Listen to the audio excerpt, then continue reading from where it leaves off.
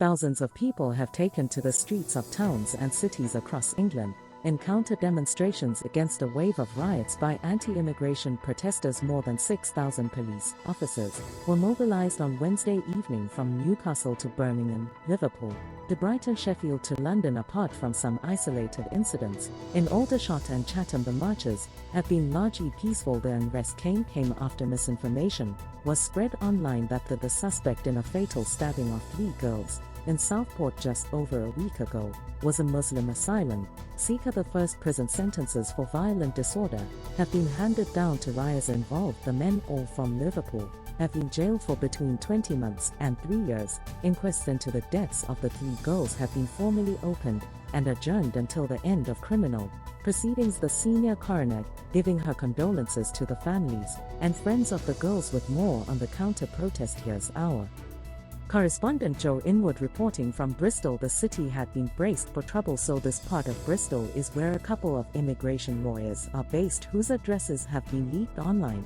and there was a real fear there could be a fiery process taking place here today. But we've been here the last couple of hours and there's not a sign of that. Instead, something very different has happened. Thousands of anti-racism protesters, trade unionists, members of the local Black and Asian community, students took over the streets in what was broadly a good-natured evening, but one that sent a message. I feel ashamed for our country right now.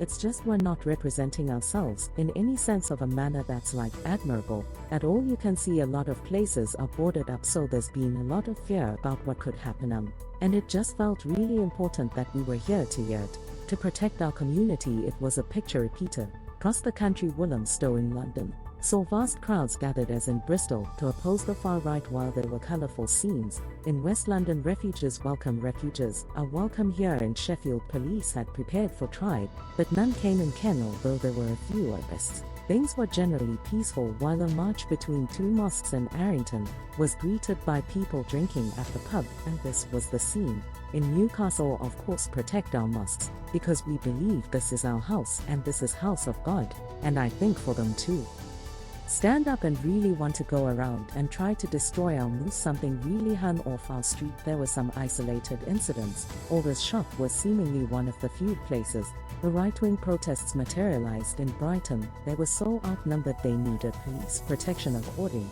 to the man who used to oversee the police, it's not only the counter-protests that kept the far right off the streets, but also swift prosecutions. The techniques and the instruments that the police have now for identifying people, even with face coverings, I won't go into detail, are very, very advanced. Okay, and also it is an offense to have a face covering if ordered to maintain a face covering if ordered to take it off by a police officers. I think that the community has come together, and I think it's an extremely positive step back in Bristol. And while there was a heavy police presence all evening, by 10 p.m. there had only been 1 arrest. So this is Castle Park in Bristol, and it's here on Saturday that there were running battles between the Fairy and anti-fascist protesters, and there had been real fears that those scenes could be replicated tonight.